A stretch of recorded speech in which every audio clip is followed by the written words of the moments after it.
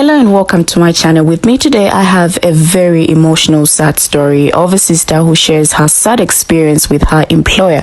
She is a South African lady and a teacher based in China. Now in this video she is seen sharing her sad story of how the HR at her job punched her on her face. This was after a disagreement they had that led into a lot of abuse. Let's take a look at her video. Hello, my name is Chi-Nese. I'm from South Africa.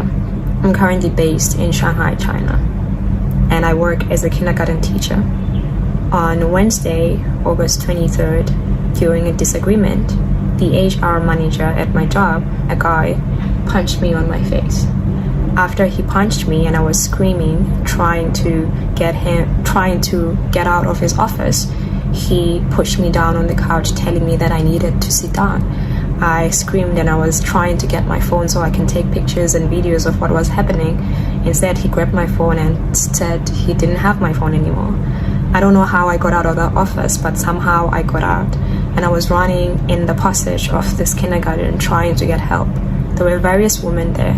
All of them just watched and did nothing.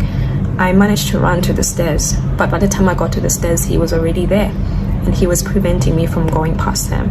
I was screaming, but he was pulling me, preventing me from leaving. I don't know what came to my head, but I thought about a different exit, and I ran towards the different exit, but he was chasing me. And during the time that he was chasing me, he was singing a song, humming a song, as though to distract me in case so that I can fall and he can catch me. I managed to get out of the building, and there was another lady outside the building shouting for the securities officers to close the gate so I wouldn't get out. But what happened is the security officer made a mistake. Instead of closing the gate, he opened the gate, and then I ran, managing to get out. By the time I got out, I had no shoes on, no socks on. They had taken my phone. I had no bag on. It was just me and nothing on my hands. I didn't know what to do, so I started walking on the streets, and I came across a young Chinese lady. Asked her if she speak English, and she said yes. I asked her to call the cops. She called the cops arrived, and we went back to the kindergarten.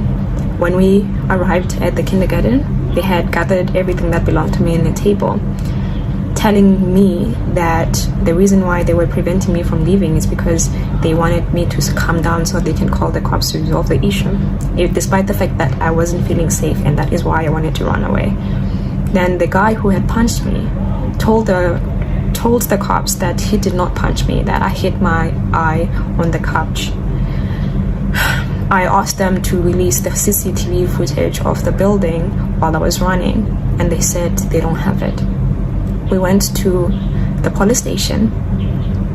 At the police station, the vice principal who saw everything happen said that she didn't see anything, and that when this guy might have hit me, she was on the phone, so she didn't see anything. When I arrived there, the cops basically told me that my visa is expiring next week and I do not have proof that this guy has hit me, and therefore I needed to settle.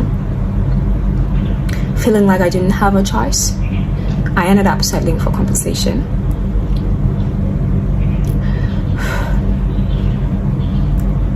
I'm making this video because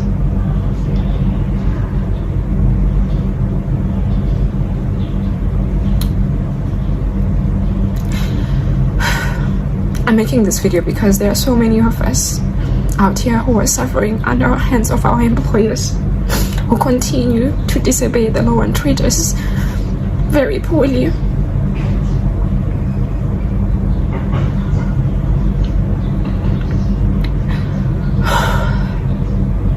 And I'm also making this video because I feel very powerless in this situation.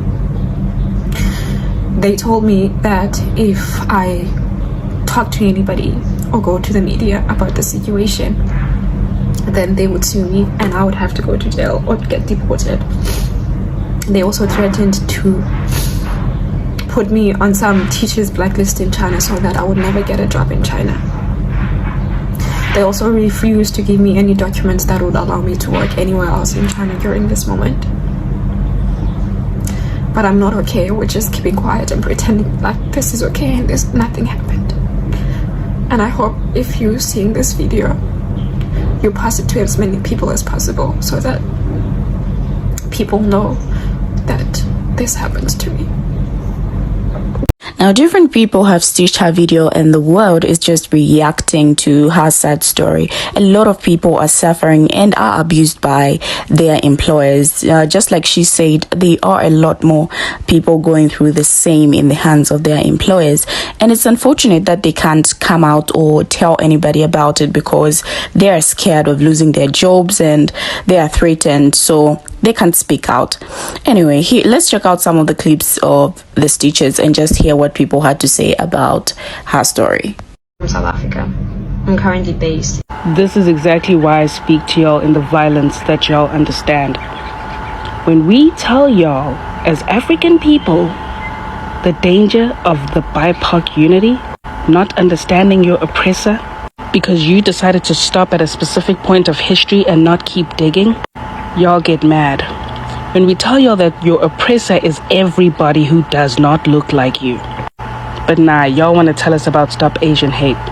We were just attacked just a week ago by Malfoy, degraded in our blackness, claiming they were trying to protect a black woman, yet insulting the same black women who are supposed to be protected by the danger of BIPOC. It's time to start digging into your own oppressor's history. Study your enemy.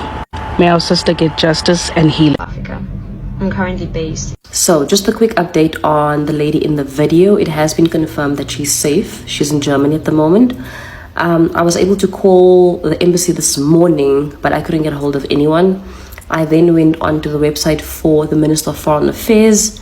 There was a number there for international relations. I called it and they were able to confirm that she is indeed in Germany and that she is safe. However, we do know that that is not going to be the first or the last video that we are going to see of South Africans or any Africans who find themselves in other countries being abused or discriminated against. Unfortunately, South Africa, being one of the countries, has a very high unemployment rate. So people commenting, why do people do that to themselves? Why doesn't she just come home? Need to understand that people do not necessarily leave their countries for the fun of it. Not always. They're trying to find better. Hello, my name is Chi-Nese. So that video is the video that I received many tags in the comment section where people send link to me and want me to explain how this kind of thing can happen in China if China is really that safe according to my video. First of all, I'm not gonna just make it about China or China's safety because I want people to focus on that poor woman. So her name is called Nolo and I'm very sympathized and sorry about her situation and experience in China. And I want to clear up something in this video, so hopefully it can give some insight to any other foreigner or anybody in the future, just in case the similar thing happen. So first of all, in China, we don't have something called teacher blacklist, so that is definitely something the higher authority making up to try to scare her. So that is definitely not exist. So when you heard that in China, just be relaxed. There's no such a thing as teacher blacklist. And second, if you are a foreigner and you employ in China and your employer asks your legal paper, the original kind, not the copy one, just be aware that is also illegal as well. Because the employer and higher authority does not have the legal right to hold your legal paper. So if this happens, get yourself a labor lawyer as soon as possible because this is against the law. Thirdly, if in your contract, there's nothing said, oh, you are not allowed to talk about anything happen at work or about your employer from any social media. So just don't be afraid. Post anything on social media. Many people do it. As long as it's not in your contract forbidden you to discuss anything happen at work, you did not sign such a thing, you are free to post anything you want on social media to bring awareness. And I tried to search this woman's video on Chinese social media. Unfortunately, I did not get anything. I think maybe that's the reason why, because she was threatened and she was so scared to post it on Chinese side. But in China, most time, if you have any trouble, posting on Chinese social media like Weibo or Xiaohongshu is the quickest, easy way to get attention. So the netizen can help you. And lastly, because I'm also a foreigner who live abroad, I'm Chinese who currently work and live in the United States. If anything happen, contact your country's ambassador or embassy as soon as possible. Shanghai is one of the most international city in China. There should be a lot of like local community focused on foreigners who work and live in the local. And they usually have like a WeChat group or like contact group, something like that. If anything bad happened to you, try to contact one of the members from the community so they can help you to spread the information, help you to get connect with your country's investor or something like that to give you help if you need to leave the country, or you need any money, or you need any assistance. At least based on my experience, contact the China ambassador is really the quickest and the most efficient way in most cases, but not all cases. And lastly, I want to mention, not to regarding any race or color you are, if you are a woman, you need to protect yourself no matter where. I know I said China is safe,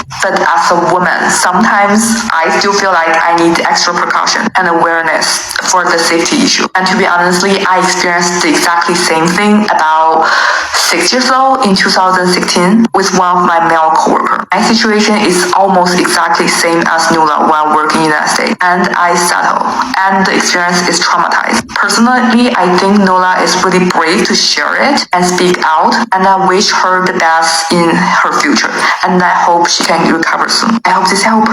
Now, China is one of the countries where migrant workers are abused. In addition to low pay, long hours, have little job security, and few welfare benefits. However, evidence from other sources suggests there has been little improvement in working conditions. Now, migrants are at heightened risk of exploitation and abuse in the workplace due to deceptive recruitment practices, both by employers and intermediaries. Frequent lack of social support systems and familiarity with the local culture, language, their rights at work, and national labor and migration laws. Limited or denied access to legal and administrative systems, dependence on the job and employer due to migration-related date, legal status, or employers restricting their freedom to leave the workplace, which we have seen with a sister. Now, and also reliance by family members of remittances sent back home by the migrant. Now, these factors are amplified by discrimination that migrants are increasingly facing everywhere. Another key contributing factor of this exploitation is the general fear of being identified, arrested, detained, and deported, and their consequent reluctance to risk complaining, protesting, or publicly mobilizing, preferring very often to just move on. Now, migrants often experience that their work contract does not make the terms and conditions for termination of employment or of the employment relationship clear. They can thus be denied the freedom to terminate employment and find another employer, which we have also heard from a sister who was explaining how they are refusing to give her supporting documents that can help her find another job or work somewhere else there. Now, migrants are also victims of unfair dismissal. Yeah, all these.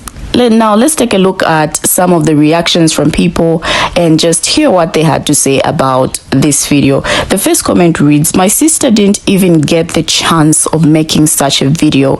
They unalived her and made sure they cleaned the evidence." Now, this is really sad. Please come back home while you're still alive. This is so sad. In SA, they live their lives to the fullest. South African government has to do something. I'm so hurt. I had an abusive boss. he was very, very bad that I planned it so well and got away. I never looked back. It's amazing how they are free in Zanzi.